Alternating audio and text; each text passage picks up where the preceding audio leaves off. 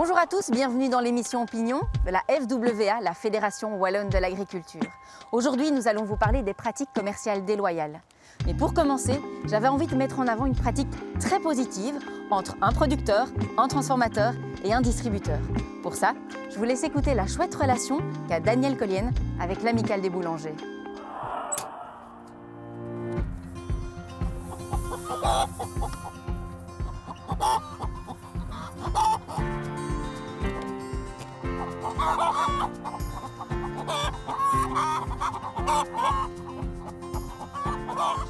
Coucou Daniel. Bonjour Émilie. Oui, merci de nous recevoir chez toi, près de ton poulailler mobile. Qu'est-ce que vous faites, qu'est-ce que vous produisez dans l'exploitation? Donc ici à la ferme du chemin des Meuniers, nous sommes une ferme en polyculture et polysélevage. Donc on a des vaches laitières et on s'est diversifié la production de pâturage avec des poulaillers mobiles. Et qu'est-ce que vous faites avec cette production, que ce soit le lait, les œufs? Donc la valorisation du lait se fait via la coopérative biomilk.be. Et les œufs, alors, c'est de la vente directe, soit directement à la ferme, soit via des réseaux d'intermédiaires. C'est quoi le réseau des intermédiaires? Donc c'est toujours un réseau ultra court, donc soit des boulangers, pâtissiers et alors des petits magasins de proximité. C'est super, je propose qu'on aille voir comment ça se passe au niveau de la livraison et comment ça se passe avec le réseau. Avec plaisir. Allez, c'est parti.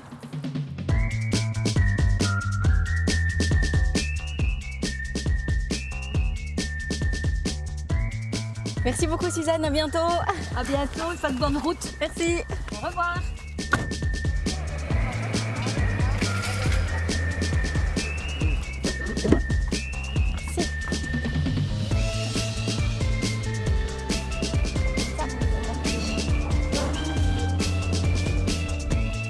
Bonjour Philippe. Bonjour Daniel, comment ça va? S'il te plaît. Merci. Philippe, est-ce que tu peux m'expliquer ce qu'est exactement l'Amicale des boulangers? Donc l'Amicale des boulangers, c'est une coopérative de boulangerie fondée par 3 personnes qui étaient en reconversion, dont moi-même, Agnès et Quentin, et qui ont créé une boulangerie de quartier. Et comment ça se passe la relation avec Daniel et Suzanne Collienne? Alors Daniel vient nous livrer les œufs frais et le lait cru une fois par semaine.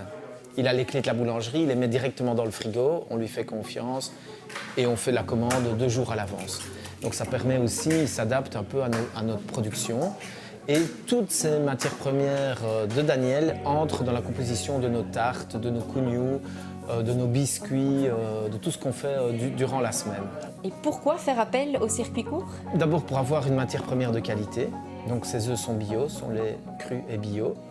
Et local, c'est-à-dire que nous, on a envie d'un rapport direct en fait avec nos fournisseurs. Donc les agriculteurs qui nous fournissent de la farine, ici ce sont des œufs. On a envie que le rapport soit direct parce qu'on peut discuter ensemble, on peut se faire confiance. On est tout à fait à l'écoute l'un et l'autre des problèmes qu'on peut avoir au niveau de la production. On a des explications directes. On ne doit pas passer par une structure et attendre au bout du fil, ah tiens, qu'est-ce qui se passe? Donc en plus de la qualité du produit, il y a tout cet aspect relationnel. Est-ce que tu peux me donner un exemple concret justement de cette bonne pratique entre vous? Je vais parler du lait par exemple. Le lait, on fait le riz au lait avec. Et on s'est rendu compte que notre riz au lait était parfois plus crémeux, moins crémeux. Bah voilà, on discute avec Daniel, il dit ah bah oui mais ça dépend les saisons en fait. Il y a parfois plus de crème à certains moments donnés de l'année qu'à d'autres. Ah ben voilà, nous on s'adapte dans la recette et on travaille avec une matière vivante, quoi. Donc on ne va pas commencer à vouloir avoir un riz au lait ou un lait qui est standardisé, qui est tout le temps le même. On s'adapte simplement et on a compris. Et ce qui est super après, c'est qu'on peut même l'expliquer à nos clients s'il y a des variations. C'est parce que c'est une matière première vivante. Merci beaucoup Philippe pour cet échange. Ben, merci beaucoup d'être venu à la boulangerie et je voudrais bien vous offrir un petit cougnou avant de partir. Chouette. Oui, chouette. Voilà, réalisé avec le lait, le bon lait, les bons œufs. Mais comme ça, je goûte les produits frais. Merci beaucoup. Ça va, bon appétit. C'est bon, ça plaît? Ouais. Malheureusement, ce schéma est loin de se passer toujours comme ça. Dans l'Union européenne, 11 millions d'exploitations agricoles font face à des acheteurs moins nombreux et souvent plus puissants. La majorité des agriculteurs n'ont pas nécessairement les moyens légaux et financiers de contester les pratiques commerciales déloyales utilisées à leur détriment. La crainte des représailles commerciales les empêche également de signaler certaines pratiques. Voici David, C'est un agriculteur qui vend sa viande à une grande surface. La grande surface décide de faire une promotion pour cette viande et répercute sur David une partie de cette promotion sans même le consulter. David va devoir supporter une partie des coûts de la promotion et sera moins payé que prévu sans avoir eu son mot à dire. Il y a aussi Marie qui souhaite établir des conditions de vente claires pour ses céréales. Elle demande de réaliser un contrat écrit, mais son acheteur refuse. Marie n'ose pas insister car elle a vraiment besoin de lui pour écouler sa récolte. Peu de temps après, l'acheteur change d'avis sur certains points sur lesquels Marie n'est pas du tout d'accord, mais elle ne peut rien prouver car il n'y a pas de trace écrite. Et voici Simon. Un grossiste lui a commandé une grande quantité de légumes. Le grossiste a un souci technique avec une partie de ses installations et stocke une partie des légumes hors chambre froide. Au final, il n'arrive pas à tout vendre et doit jeter une partie des légumes. Lorsque le grossiste paye Simon, il déduit de la paye le prix des légumes jetés alors que tout est la faute du grossiste. Et pour finir, voici Sophie qui vend ses œufs à un transformateur. Celui-ci décide finalement d'annuler la commande à moins de 30 jours. Il en informe Sophie, mais c'est déjà trop tard. La plupart des autres acheteurs ont déjà bouclé leur commande. Le transformateur ne le dédommageant pas pour l'annulation de la commande, elle perd une partie de sa production. Heureusement, de nouvelles règles en la matière vont permettre aux agriculteurs d'être mieux protégés contre les abus et les pratiques déloyales. Si vous rencontrez des pratiques qui vous semblent déloyales, si vous souhaitez connaître vos droits et élaborer des conditions de vente écrites, contactez sans plus tarder les services de la Fédération wallonne de l'agriculture. Valentine Heus, bonjour. Tu es conseillère en économie à la Fédération wallonne de l'agriculture et c'est toi qui es en charge du dossier sur les pratiques commerciales déloyales. Est-ce que pour commencer, tu peux nous donner une définition bien précise de ce qu'on entend par lutter contre les pratiques commerciales déloyales ? Oui, donc lutter contre les pratiques commerciales déloyales, c'est lutter contre des pratiques qui s'éloignent de la bonne conduite commerciale, de la loyauté, qui sont contraires à la bonne foi et qui sont souvent exercées par un partenaire commercial vis-à-vis d'un autre, donc de manière unilatérale. J'imagine que pour éviter ce genre de pratique, il va quand même y avoir une réglementation, non ? Alors oui, mais c'est déjà donc depuis 2019 que la Commission européenne a lancé une directive contre les pratiques commerciales déloyales au sein de la chaîne d'approvisionnement agricole et alimentaire. Donc l'objectif, c'est vraiment de renforcer le pouvoir de négociation des plus petits fournisseurs par rapport à leurs acheteurs. Alors de cette directive, chaque État membre avait 2 ans pour la transposer en droit national. Donc c'est en 2021 que les États membres devaient avoir mis en conformité leur législation.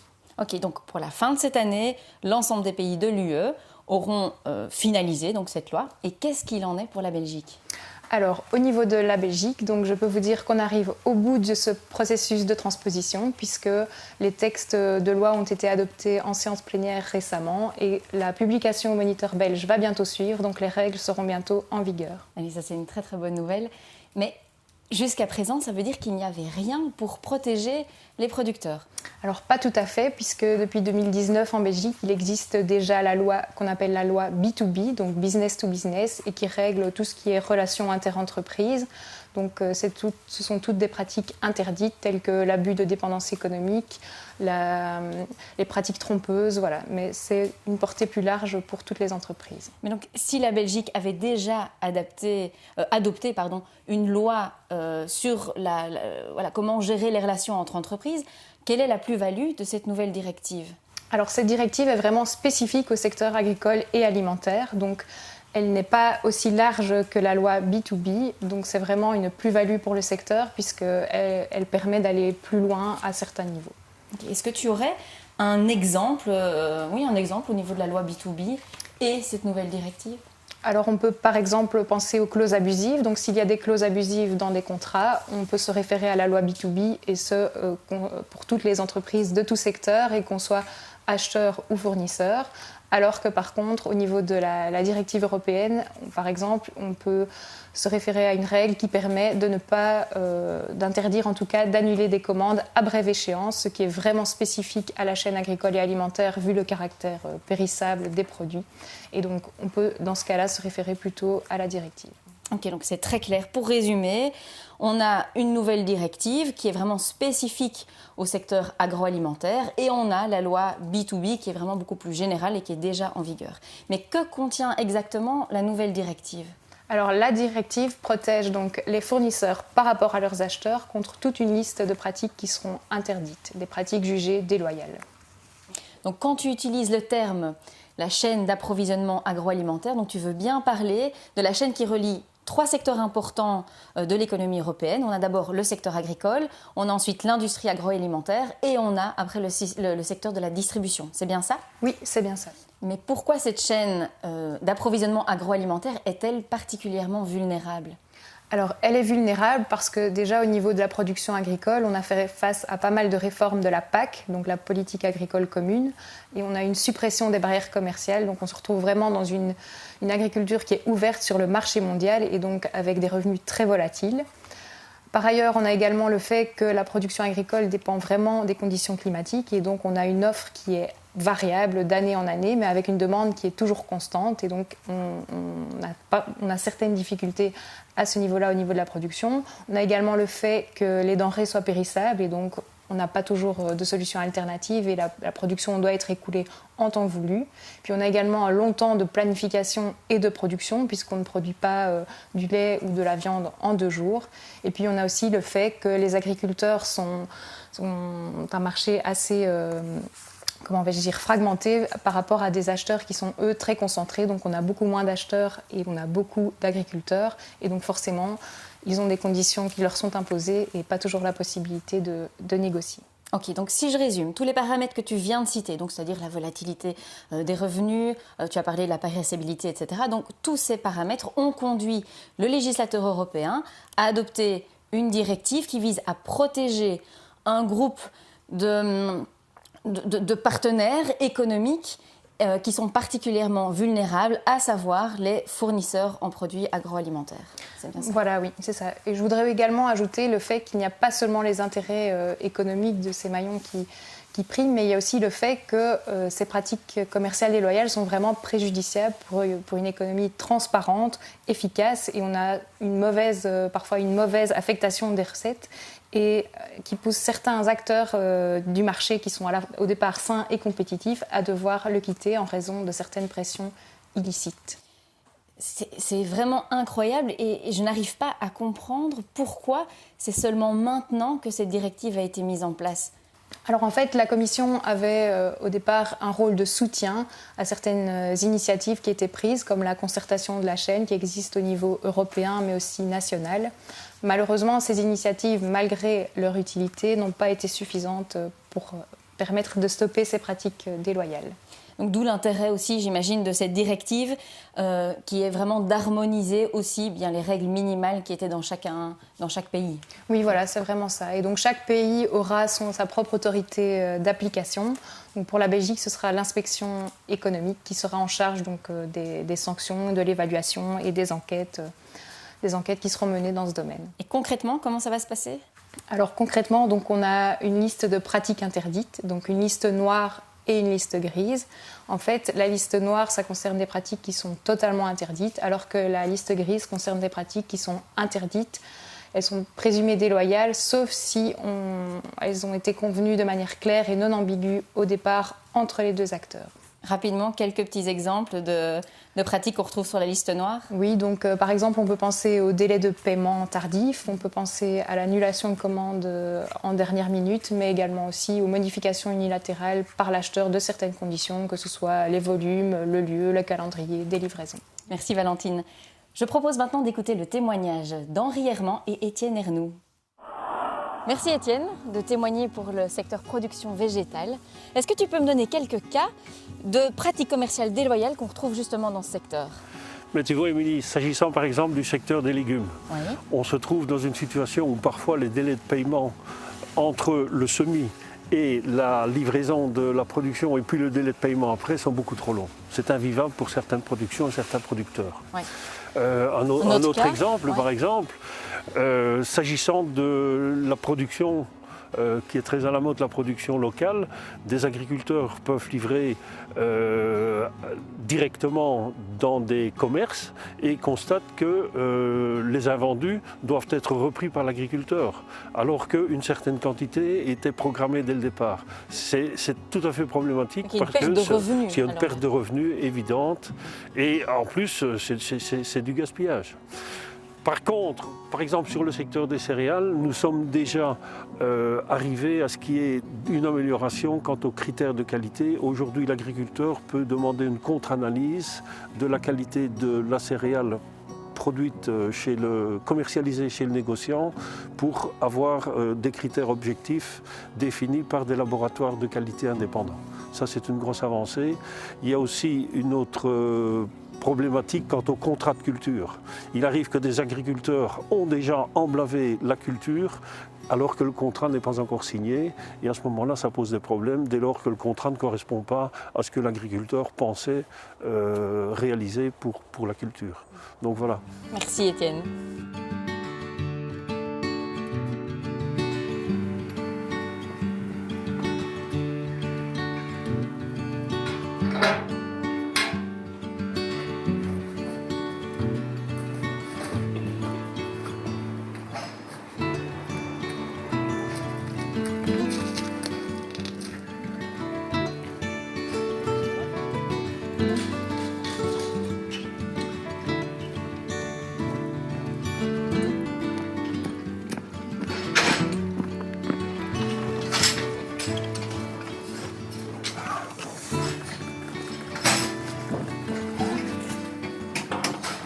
Salut Henri. Salut Lily. Merci de nous recevoir à boire.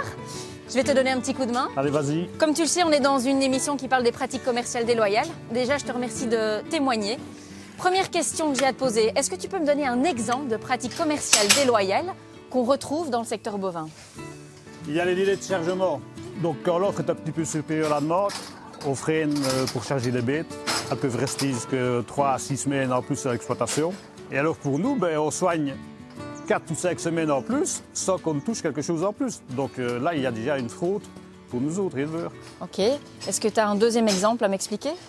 Les délais de paiement, quand la bête est partie, l'argent, on l'a normalement dans les 15 jours, quand tout va bien. Mais il y a des cas où ça va jusqu'à 2 ou 3 mois, ou même des fois que l'éleveur n'a pas son argent. Ça veut dire qu'il n'y a rien d'écrit entre l'acheteur et l'éleveur? Non, là, c'est le problème du secteur, c'est la contractualisation. C'est que c'est pas le fermier qui fait la facture et qui a quelque chose en main pour dire que c'est comme ça et c'est comme ça le prix. Ici, c'est maximum ce qu'on a, c'est un bordereau de l'acheteur ou quoi l'autre qui vient une semaine ou 3-4 jours après en nous donnant, voilà, tu as touché autant pour la bête. Ok, et une dernière explication, un dernier exemple de pratique Dernière commerciale? explication, c'est qu'il y a les bêtes, quand elles sont parties à l'abattoir, on les déshabille et normalement, c'est le poids qui doit correspondre à ce stade-là. Mais entre la bascule et ce stade-là, il y a des gens qui sont sur la chaîne et qui nous enlèvent des kilos qui ne veulent pas qu'ils soient sur la carcasse. Comme par exemple la hoppe, ou les rognons, ou la queue. Mais concrètement, qu'est-ce que ça implique pour vous? Ça implique qu'on nous cache, on nous vole des kilos qu'on ne touche pas.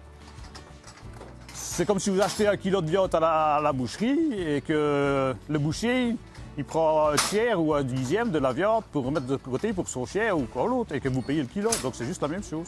Merci Henri et courage. Depuis peu, une nouvelle directive pour lutter contre les pratiques commerciales déloyales a été adoptée et la loi belge qui s'y rapporte entrera en vigueur très prochainement afin de protéger les agriculteurs. La FOA a participé très activement à l'avancée de ce dossier. C'est une excellente nouvelle pour le secteur.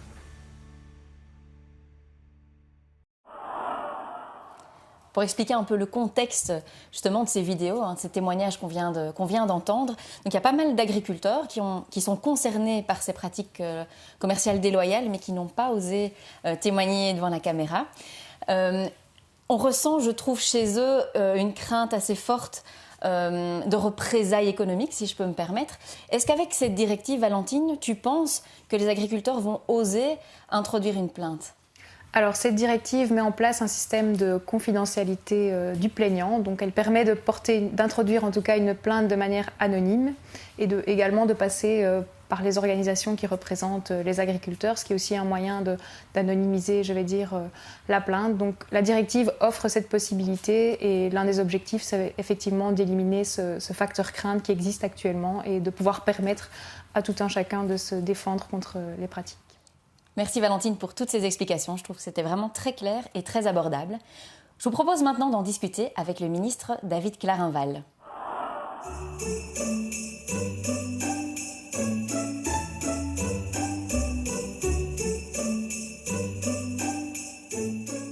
Bonjour David Clarinval. Bonjour. Vous êtes ministre fédéral de l'Agriculture, entre autres. Je suis d'abord ravie de vous recevoir dans cette émission. Alors, vous avez participé très activement dans la transposition de la directive européenne dans le cadre législatif belge. Est-ce que vous pourriez me donner quelques exemples de spécificités belges ? En effet, avec mon collègue Pierre-Yves Dermagne, nous avons travaillé activement au gouvernement et au Parlement pour pouvoir avoir une transposition de la directive qui soit le plus simple possible, la plus compréhensible possible pour les producteurs. Dans la directive, par exemple, il y avait une distinction entre les producteurs primaires et les producteurs de transformation. Par exemple, entre un producteur qui fait des légumes ou du lait et ceux qui font de la transformation. On a estimé que c'était assez complexe pour les producteurs et on n'a donc pas fait cette distinction. La directive s'appliquera donc au bénéfice, évidemment, des producteurs, que ce soit primaire ou en transformation. Idem avec le caractère feed or food, c'est-à-dire, dans certains cas, la nourriture est produite pour la nourriture humaine ou pour la nourriture animale. Mais pour un producteur de céréales, par exemple, c'est impossible de savoir à l'avance si ces céréales seront utilisées pour faire des biscuits pour les êtres humains ou pour les animaux. Et donc, là aussi, on a voulu que la directive s'applique pour la totalité des producteurs, au bénéfice de la totalité des producteurs. Troisième exemple, il y avait aussi une distinction dans la directive qui visait les aliments périssables de ceux qui sont moins périssables. Il y avait le calcul d'une trentaine de jours, mais reconnaissons que c'est très difficile de pouvoir faire une distinction. En tout cas, la limite est assez complexe à savoir à l'avance pour le producteur si la production sera périssable après 30 jours. Bon, là aussi, on a voulu que la directive s'applique pour tout le monde. Voilà 3 exemples, par exemple, sur lesquels la Belgique a voulu être plus simple pour le plus grand bénéfice du producteur, principalement de l'agriculteur. Ok, très bien. Et dans tout ce processus, quelles seraient les difficultés que vous auriez rencontrées ? La principale difficulté que nous avons rencontrée, c'est la difficulté du plafond de 350 millions. Vous devez savoir que la directive a fait un compromis. Elle a estimé que cette directive UTP s'appliquait pour les entreprises qui ont un capital de maximum, un chiffre d'affaires de maximum 350 millions par an. Alors vous allez me dire, c'est un chiffre relativement grand et donc en Belgique, ça s'applique à beaucoup de monde. Mais ce qu'il faut bien comprendre dans la directive UTP, c'est qu'on est souvent le petit d'un autre. Ça veut dire quoi ? Ça veut dire qu'en Belgique, une grande surface, par rapport à un agriculteur, eh bien, elle sera l'acteur fort. L'agriculteur seul face à une grande surface, évidemment, est assez démuni. Et donc, on va protéger l'agriculteur par rapport à des clauses abusives qui seraient mises en place par la grande surface. Mais cette grande surface, par rapport à des acteurs de l'agroalimentaire qui sont de multinationales. Prenons Coca-Cola, même si je ne veux pas stigmatiser Coca-Cola. Mais dans certains cas, la grande surface belge, elle est le petit acteur par rapport à Coca-Cola. Et dans ce cas-là, c'est la grande surface qu'il faut protéger à l'égard d'un acteur majeur mondial qui imposerait des clauses abusives à l'égard de cet acteur de la grande distribution. Et donc, la directive a estimé qu'il fallait mettre 350 millions, était le chiffre au-delà duquel la directive, on entrait dans d'autres règles de marché. Et on a veillé quand même à avoir 2 exceptions. C'est principalement les coopératives agricoles. Donc on parle ici des coopératives de légumes, Bellorta en Flandre bien sûr, mais aussi, deuxième exemple, les coopératives laitières en Wallonie principalement, qui à certains égards peuvent atteindre des chiffres d'affaires de cet ordre-là. Et donc, c'est la principale difficulté, c'est ce compromis entre les grands et les petits, et on est souvent le petit d'un autre parfois, et donc c'est là où on a senti quand même qu'il y avait un peu de tension, mais on a pu, je pense, trouver ce bon compromis. Ok, très bien. Est-ce qu'aujourd'hui, on peut dire qu'il y a encore des points qui restent sans solution ? Alors aujourd'hui, il y a encore des points qui sont sur la table, puisque vous savez que la liste noire et la liste grise, qui sont deux éléments spécifiques de la directive, peuvent être complétés. Donc on peut ajouter des pratiques déloyales sur ces deux listes. La liste est ouverte, mais pour cela, il faut un arrêté royal. Et donc mon cabinet a déjà pris contact avec toute une série d'acteurs qui ont l'impression qu'il y a de nouveaux points à mettre à l'ordre du jour dans cette liste, et les négociations vont être ouvertes prochainement pour compléter cette liste avec les acteurs de terrain. Et évidemment, quand on aura aussi les retours de l'application de cette directive, parce que dans les mois qui viennent, on va avoir la mise en œuvre de la directive, il y aura peut-être des retours qui vont venir, on en tiendra compte. Et il y a une évaluation qui est faite également dans 2 ans. Et donc on pourra là aussi éventuellement corriger le tir. Donc à court terme, l'arrêté royal qui pourrait éventuellement étendre les deux listes. Et dans 2 ans, une évaluation de cette mesure. Ok, donc le travail n'est pas terminé. Il y a encore pas mal de choses à faire. Mais merci en tout cas beaucoup, David Larinval, pour votre intervention et le temps que vous nous avez consacré. Avec plaisir. Merci beaucoup.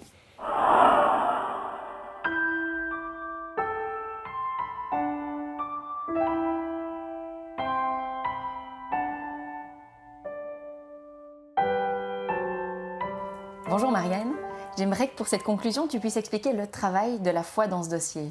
En fait, la foi, lors de toutes les réunions que nous avons eues au COPA, a pu... Donc, pour que tout le monde soit bien clair et comprenne le COPA, donc c'est l'organisation qui regroupe l'ensemble des syndicats agricoles européens. Oui, c'est tout à fait ça. Et donc, tous ensemble, nous avons pu amener, dans les discussions qui ont amené à cette directive sur les pratiques commerciales déloyales, les informations que nous avons obtenues chacun dans nos organisations, après avoir consulté nos agriculteurs, qui ont amené les éléments qu'ils vivent réellement dans leurs exploitations, comme souci de relation avec les autres acteurs de la filière.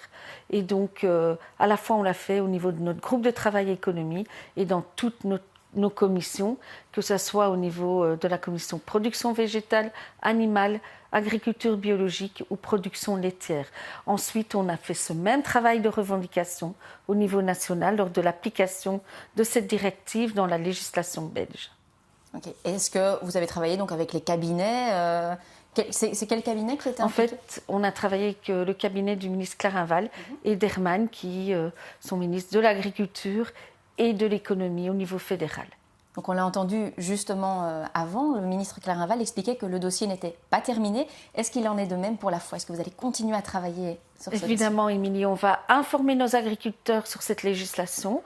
On va également les aider au niveau de leur exploitation, par exemple en analysant avec eux leurs contrats, en regardant un petit peu quelles conditions de vente ils pourraient appliquer lors de leurs relations commerciales. Et puis, on va évaluer l'impact de cette législation sur notre territoire. Et puis, en 2025, quand il y aura les résultats de tous les autres États, voir s'il y a des bonnes pratiques à ramener dans notre pays qui auraient été appliquées ailleurs. Parfait. Merci beaucoup, Marianne, pour cette conclusion. C'est ici que se termine cette émission. Merci beaucoup de nous avoir suivis. On se donne rendez-vous au mois de mars, même heure, même chaîne. Et surtout, n'oubliez pas, pendant vos fêtes, consommez local.